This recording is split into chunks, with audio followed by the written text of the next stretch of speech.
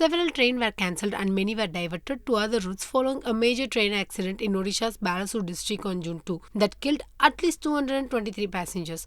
The three-way accident involved the Bengaluru-Howrah superfast express, the Coromandel Express and goods train on three separate tracks at Balasore district. 38 trains include those from Chennai, Kanyakumari, Kolkata and Howrah were cancelled and more than 40 trains have been diverted.